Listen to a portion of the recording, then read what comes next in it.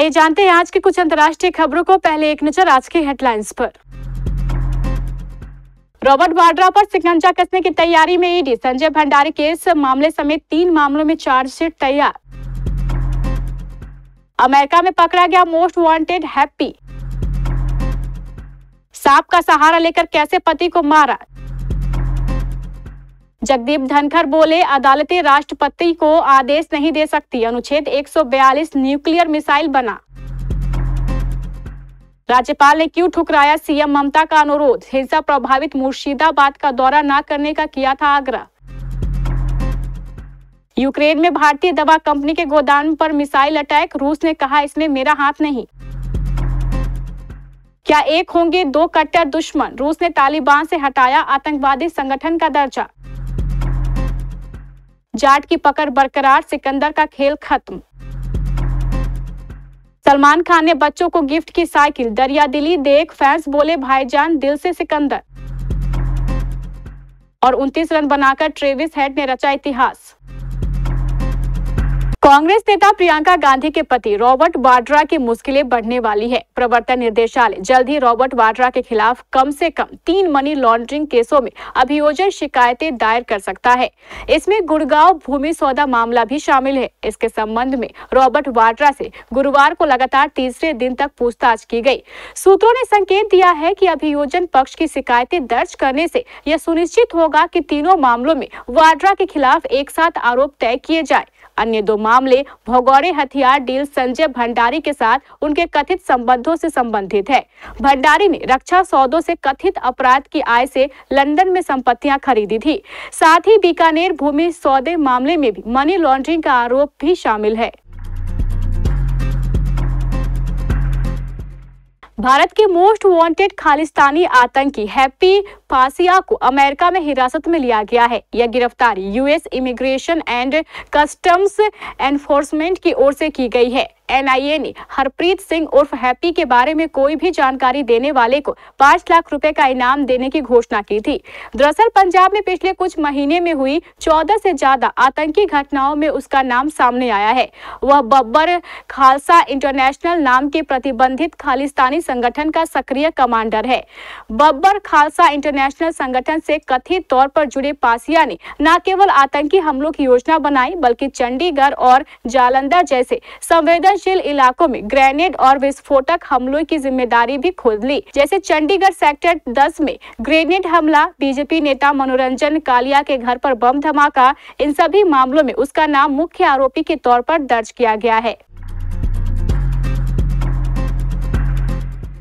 उत्तर प्रदेश के मेरठ में हुए सौरभ हत्याकांड से अभी उभर भी नहीं पाए थे कि एक और सनसनीखेज मामला सामने आ गया है। यहाँ पहले पत्नी ने अपने प्रेमी के साथ मिलकर पति की हत्या कर दी, फिर भी चैन नहीं पड़ा तो पति की लाश को 10 बार एक जहरीले सांप से कटवा दिया। इस पूरे मामले का खुलासा पोस्टमार्टम रिपोर्ट में हुआ। बता दें कि सौरभ हत्याकांड में उसकी पत्नी मुस्कान ने नीले ड्रम का इस्तेमाल किया था, जिसमें उसने सौरभ की लाश को सीमेंट से भरकर जमा दिया था। उसने भी अपने प्रेमी साहिल शुक्ला के साथ रहने के लिए पूरी प्लानिंग की थी। दोनों फिलहाल जेल में बंद है। वहीं अब अमित की हत्या उसकी पत्नी रविता ने की है। उसने किसी नीले ड्रम का नहीं बल्कि सांप का इस्तेमाल किया। पुलिस ने दोनों हत्यारोपियों को गिरफ्तार कर लिया है।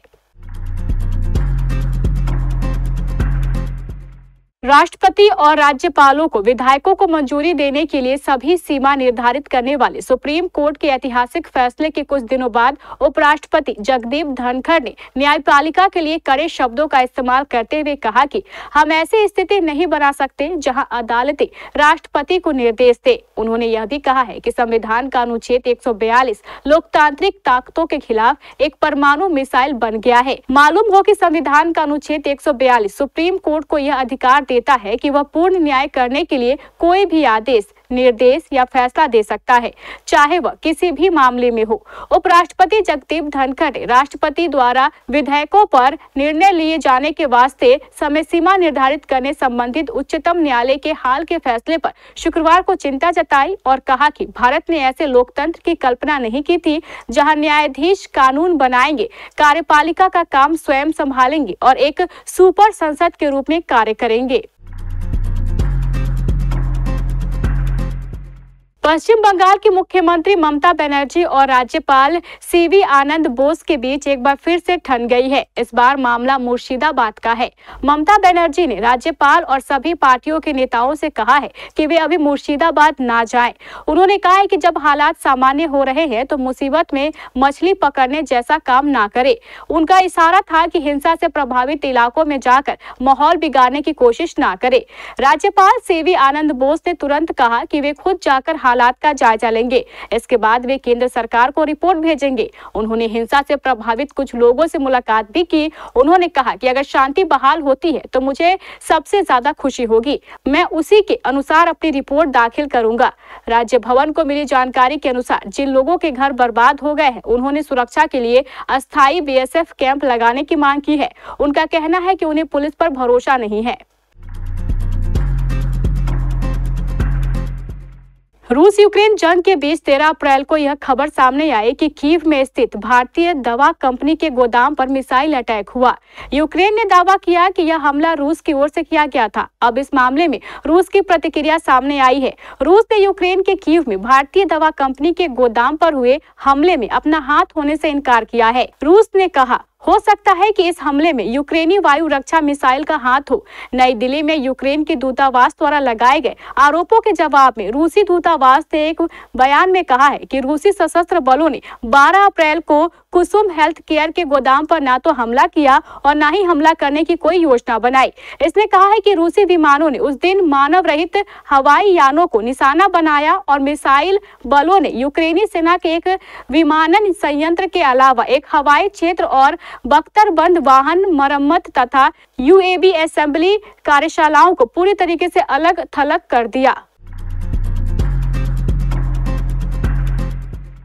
रूस की सुप्रीम कोर्ट ने गुरुवार को अफगानिस्तान के तालिबान पर लगा प्रतिबंध हटा दिया है, जिसे 2 दशक से अधिक समय पहले आतंकवादी समूह घोषित किया गया था। यह कदम तालिबान के लिए एक कूटनीतिक जीत के तौर पर देखा जा रहा है, जिसे 2003 में रूस ने आतंकवादी संगठनों की सूची में डाल दिया था। तालिबान को आतंकवादी संगठनों की सूची में डालने के बाद रूसी कानून के तहत उनसे किसी भी प्रकार का संपर्क दंडनीय था।